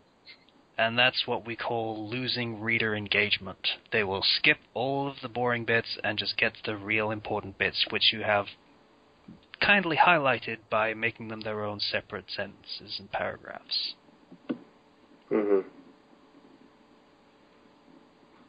So that's a hazard. It People is, will yeah. just stop reading all of the nice, well thought out and well composed prose that you put together just to get to the important bits. Yeah. And just thinking, let's move on, shall we? I'm completely guilty of that, actually. As bad as it is, if I'm in a hurry, or if I'm rushing through it to get to a certain scene that I know is going to happen in the near future, I will start skimming. Mm-hmm. You know, hence why I like to use it not just as impact, but also kind of as transitions. So if you try to skim through my stuff by just reading the one-line paragraph, it's usually not going to make sense. Because a lot of the stuff that happens are in the big paragraphs. So that's what you really want to do, is you want to make sure that you're not just like, oh, one line. This is basically, don't make your one line a summary of what happened in the previous paragraph. You know, don't do that. Make them read it. Well, don't make them read it. Make them want to read it. Make them want to read it. It's not the fault of the reader that they aren't interested in reading your fic. Yeah. Make them want to read it. You know, you want to, like, if they just try to read past it and they're not making any sense, you know, they're going to want to find out, okay, what the heck went on here, and they'll have to go back and actually make sure to read it, and so get at least some more engagement there than you would have normally otherwise gotten.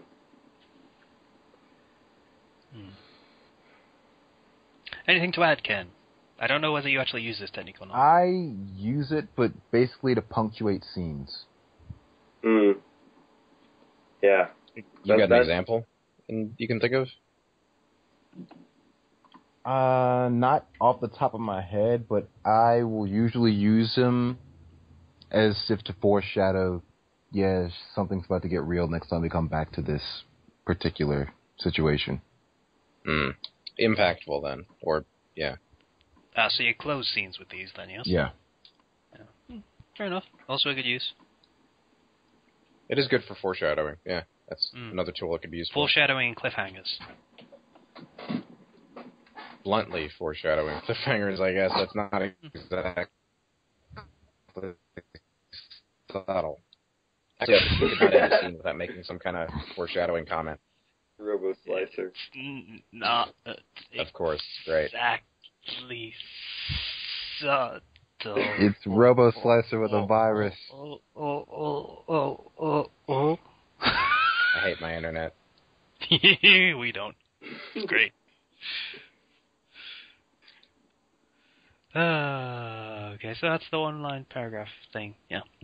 So, finally, we're at the end already because, we only had one manga thing.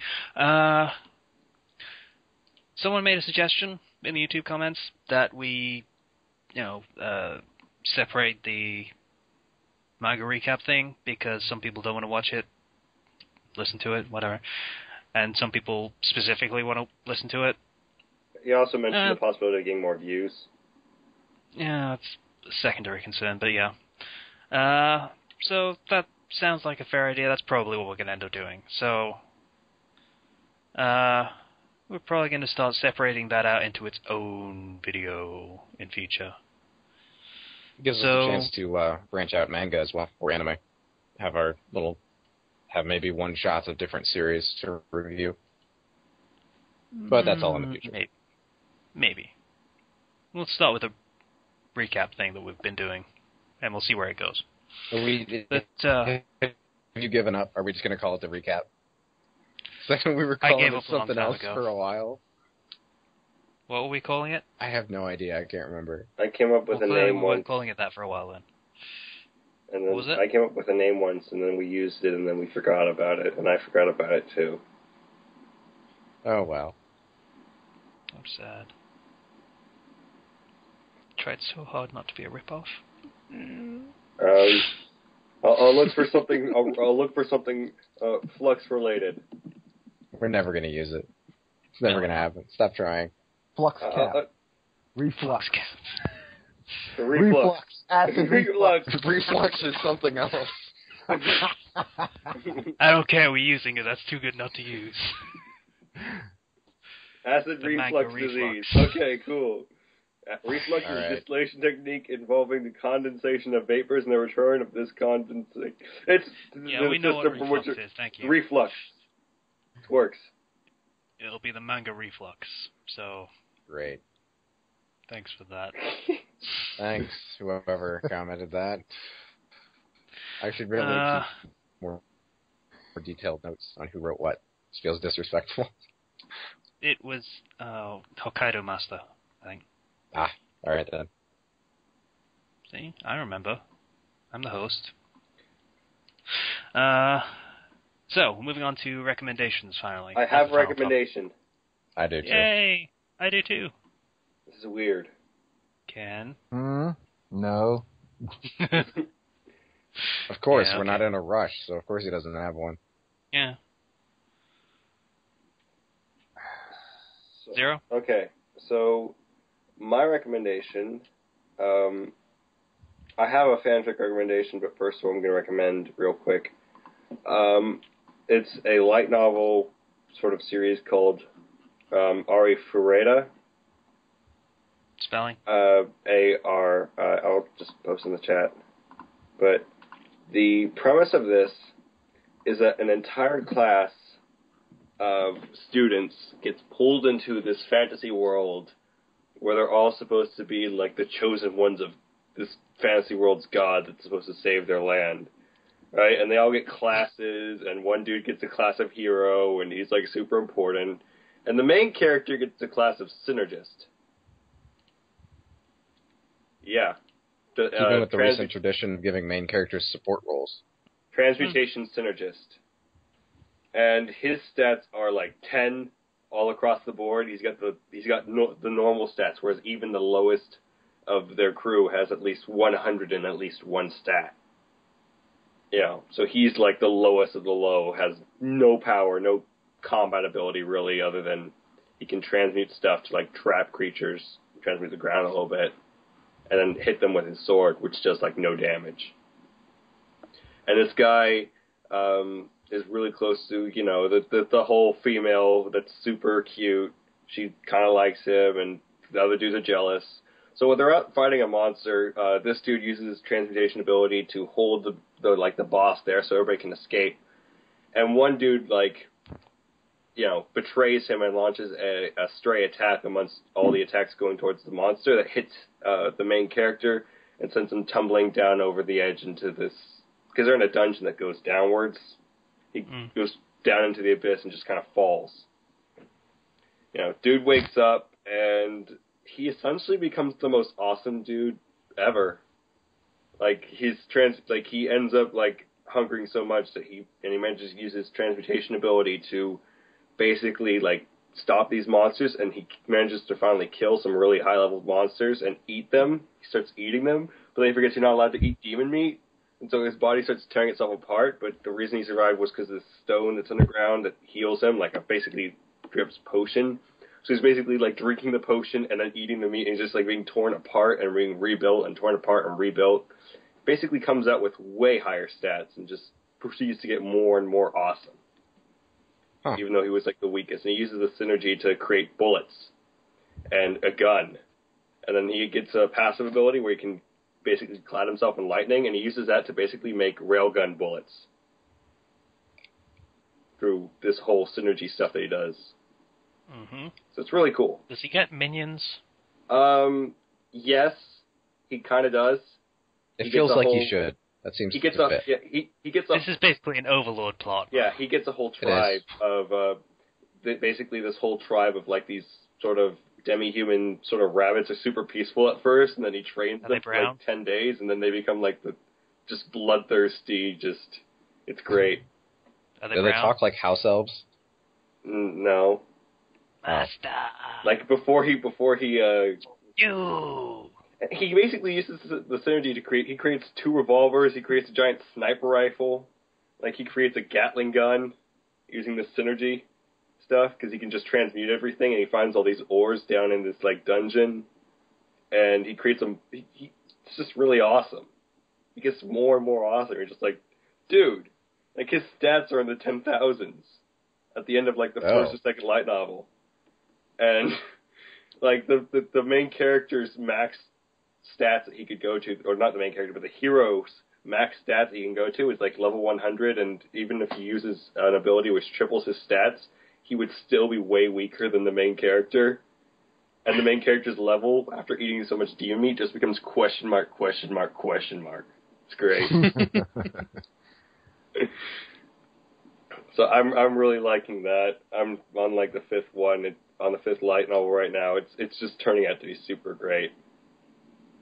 You know, I really like it when the main characters ruthlessly exploit their inabilities. Yeah. Go for every loophole they can. Mm-hmm. Yeah, he got, because he was abandoned down there, he kind of went sort of insane, and he went from being the super, super nice character to like, I'm just going to kill everything, and there's my phone. So it is an Overload story. Yeah, basically. Pretty and much. It's really good. And why is that phone going off? Okay, hold on.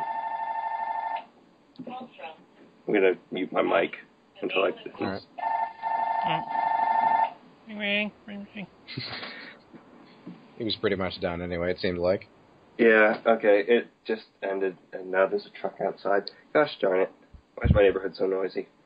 But, yeah, it's basically an Overlord story, but it's really cool, because his main motivation is, I just want to go home. I'm done. I'm going to clear all these 8 great dungeons or whatever, because somewhere there must be a method for me to get home, because you get like a super special magic or whatever when you clear a dungeon. He's like, I just want to go home. That's it. I'm done. I don't care about you guys. I don't care about my classmates. You guys can go try to save the world. I'm going home. Huh. Then what did the girl character or whatever, the cute one, does that, the affection for that just drop as well, or is that... She's like, everybody thinks he's dead. Mm-hmm. And he honestly doesn't care about his classmates at this point because he was betrayed by them. But she's like, he must still be alive. I must get stronger and go and find him. Because he's super, super weak. And he's not weak anymore. And they haven't met yet, but he's just so grossly overpowered. Just one-shots everything with, like, he's got, like, dual pistols now that he made. It's great. Okay. That's really impractical, by the way. Yeah, but one of his arms is, like, prosthetic or whatever, and he uses magic to control that. So it's... Zero. Yeah. Next. My next one, okay. So my next recommendation, because I took way too long on that, and I am a horrible person because of that, and I should probably go die in a fire, is Wouldn't go that far. But, is Knight of the Sun. I don't know if this has been recommended before. Probably has, but Knight of the Sun, it's a Naruto and Dark Souls crossover. Nope. You're linking that. And the premise for this is that every time Naruto ends up going asleep, he wakes up in Dark Souls, basically. Naturally. Dark Souls 2, actually. And this is during his academy days. And so he wakes up in this world and he starts dying a lot. Like, and he just gets it's just like, it's sad. And he meets So he this got one that Welcome to Dark Souls achievement pretty fast then. He meets this character named Roland, who's a knight who kind of trains him in order to actually not die, and then Roland goes hollow, and then Naruto kind of has to make it through his own inside this whole insane place. And the story hasn't been updated since July, so it might still be updated eventually, but, like, you know, the Hokage starts wondering what the heck happens to him. You know, all the souls that Naruto gets go straight into his seal. Oddly enough. You know, that sounds like it could have really bad side effects down the line. Yeah. So that sounds ominous. Yeah. It's really cool. He beats the crap out of Sasuke. It's kind of fun. Because Naruto's trained in the Dark Souls way of you wait for them to attack and then you hit their weakness. You know? Wait for them to attack, run around them, and stab them in the ass. Basically. Pretty much. Just hit them as much as you can, and then you're good. You know? It's really interesting how he develops because of this. So, I'm giving it a good recommendation. It's only 13 chapters, 25,000 words. But it's pretty good. I hope it gets updated soon. Okay. Slicer. Well, I had one. It was a good one. And then I read something else this morning that just blew it out of the water. It was Harry Potter fic. It's called The Seventh Horcrux. It's Voldemort basically possessed Harry. He overwrote. Can I get the author for that? I don't actually know. I'll post a link and you can check it out. I closed down Chrome Okay. a bit ago. Save internet, you know. Not that it's doing much good, but anyway. I imagine there's a lot of stories called The Seventh Horcrux, so, you know. Yeah, that's a good point. But yeah, it's Harry is a cartoon villain, essentially, and it's just really well done. Hermione is, in the summary it says she's a dark witch in training, but you haven't really seen that yet. It's just, she's kind of blasé about some of the cruel stuff Harry does, and explains it really poorly, or explains it away. Like, he goes around using his invisibility cloak all the time. He's a floating head for like 4 months, and he keeps tripping people. Doing other invisible things, and it's just, That's great. it's ridiculous. That's great. Oh, man. I don't want to say too much because it's only 12,000 words, but it's already into like, I think the start of third year. It goes pretty quick, but it's very, very good. It's good for a laugh. Okay. And my recommendation is going to be the games we play. Guess what this fic is? I've got that in my inbox. Somebody I follow does that, but I've never read it. You should. So, the games we play is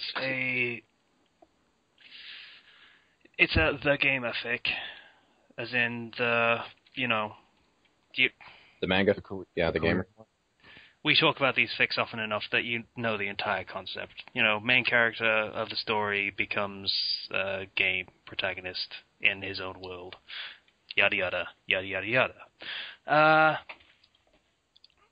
Couple of differences. First, this is Ruby as the setting, and the character is Jean Arc, who is the completely inept and completely useless character. Like, still, he's not a protagonist, he is just a bumbling idiot who doesn't know anything about fighting, or anything. And he becomes the gamer, which, as we all know, is a pretty fucking broken power. Very, very broken, yes. Yeah, so, other difference is, while things aren't really scaled up as far as the threat to the main character, you know, the setting doesn't get ridiculously balls-to-the-wall crazy compared to how it is normally. He basically gets dropped in the deep end. Oh. So, he's like level 2 from a minor delivery quest or something. And when he gets to his destination, he finds out that a warehouse is being attacked by robots that are level 13, which is 11 levels above him. Yeah. And there are people inside about to be killed. And this is the dilemma that keeps coming up over and over again. And he always makes the same choice. And it is always the brave but ridiculously stupid choice. Yeah. What is that? Do I try to help people or do I just leave? Yeah, that's basically the two options. And he always goes with the dumb but noble choice. So, it is constantly an uphill battle of him trying desperately to get strong enough to face up to these situations that he inevitably gets into, that involves saving people's lives. And he never quite matches up, so he just, bullshits his way through most of the time. And it is pretty amazing. The main character actually kind of goes on a slippery slope style arc towards semi-villainhood. Oh. A little bit. I think I'm definitely going to watch RWBY later just so I can read that. That sounds interesting. Yeah. That makes me watch RWBY. To sell it more, one of the main characters he's trying to steal an airship for noble reasons. Because reasons. Wants to be a sky pirate? I would like to be a sky pirate. Yeah. Basically, one of the 4 main characters of the show happens to be on the airship, and she is planning to run away because reasons. And he's like, okay, she's kind of in the way of my plan, so I'm going to be all understanding and help her out and be nice and polite and really give her some heartfelt advice about why she shouldn't run away and all this stuff. And then he finds out that the entire plan for stealing the airship has gone to shit while she was in there. And he has to basically, because she is so much higher level than him, use psychological warfare and use all of those things that he's comforted her about against her. Oh, wow. So all of her insecurities that he just helped her overcome, he has to bring up and rip open again. Just so he can beat her, so he can pull off this plan. And that's the kind of thing that keeps happening. It's kind of hard to read sometimes, but it's great. That sounds uncomfortable. Yeah, but it's so great. RWBY has this problem as a series that they don't have there's not a lot of meat to the setting yet, because, the episodes are like 10, maybe 15 minutes long, and there's like maybe 16 of them a season. It hasn't not a lot gotten of time to Red versus Blue season 6 or whatever it was, the one that started explaining the stuff. Yeah, a little bit. I mean, they've explained some, but nowhere near enough to base an entire fic off of. So the author has to put a lot of effort in to expand the setting, and this author very much has. So there's a lot of detail, some of it canon, some of it not, some of it fanon, but he's put a lot of detail into making this a full, cohesive story with a rich setting. And interesting characters. He's expanded on a lot of the characters that we've barely even seen in the show, so it's definitely worth reading. It's worth watching the show just so that you can read this fic. I mean, like Liza said, it's that good. I'd almost recommend hiring this writer to be on the show, to, write for the show. But, that's just my opinion. I'm fucking nobody. I mean, if it's that good and you're enjoying it, then yeah, I think it's a valid opinion. It's a thing Rooster Teeth does a lot, but yeah. I noticed they do that, yeah. They hire a lot of fans. Yeah. That's basically the way they operate. Which is kind of awesome. It is. For Americans. And yeah. America. Yeah. Well, Gavin was English, so... Gavin took like 3 years of legal battles to make that happen. Yeah, that's definitely an exception. Man, your immigration system. I don't know. I'm comforted by the fact that we're nowhere near Denmark's level, at least.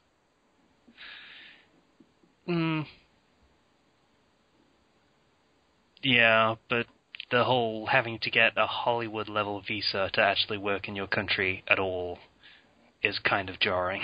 Yeah. Making me fall asleep, guys. Right. I'm sorry, am I boring you? Yeah, you are. We're talking about customs and getting into countries. This is not what the podcast is about. Darn it. We're Fandom Flux. So Scotland voted no last week. That was an interesting piece of news. Everyone hear about that? Yeah. Yeah, I thought that was interesting. You Scotland, common sense. Well done. Good for you. Still kind of got fucked over in the end because, that whole deal that Parliament were working out, completely reneged on that because they're assholes, but, that was kind of expected. I feel like we can end the podcast now. Does anybody Sure, else have why any not? Let's end it recommendations? 4 minutes earlier than usual. Also, they're making a big deal of, 3 people getting arrested in the entirety of Scotland over the result. So, massive riots and, terrible things happening for 3 people. Anyway. Okay. You made your point. I did. It's not a good point, but it's a point. Anyone else have any recommendations? Let's talk about politics next time. No! Let's not, actually. Let's not. That's a slippery slope if I ever heard one. What could we talk about for politics? I'm almost about to close this for Casey and say the whole end speech. That's how close I am. No, you're Was not. Kayaba right? There's politics. What was his actual plan? I'm not entirely sure. I don't know. Nobody knows. That was Zero, the first you time read it the came books. to head. What was his plan? Kayaba, Akihiko, he wanted to basically create a perfect world so he could watch over it and then just get a major raging boner watching over his little world with all his little people in it and wanted to be part of that little fantasy world. Yeah. That basically was it. He got off on that sort of stuff. Sort of. By that I mean he just really, really, really wanted to create a fantasy world and be a part of it because he's a super huge nerd. You heard it here first. Nerds are evil.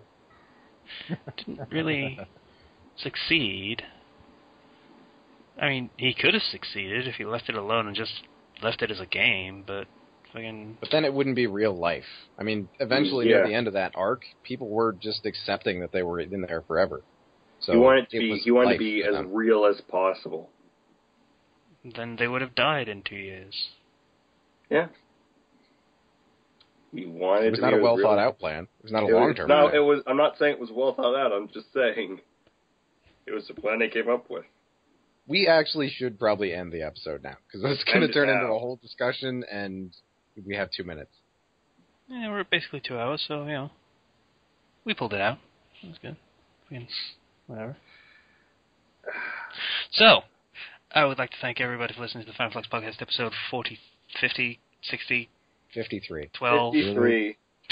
53. It is a delicious trap. You must hit it. Shut up, Zero. If you'd like to get in contact with us, you can do so through the blog talk page of the comments or on personal profiles on fanfiction.net or through the YouTube channel through the comments. Please donate to Patreon if you feel so inclined. And you have the money. Don't give when you don't have anything, please. Seriously. And if you do want to become our patron, you only have to give $1. You don't have to give us all your money. Yeah, you don't have to go overboard. It's fucking... Like, every little bit counts. It would still be more than we would earn from advertising. Once again, do we have any ideas for rewards? Let's throw some out there. No. Aside from the ones I already suggested, no. We'll figure it out later. And it tends to be the fucking excuse every time. Once again, I would like to thank everybody for listening to the Fan Flux Podcast, episode 53. Bye now. Bye. Thanks, guys. See ya.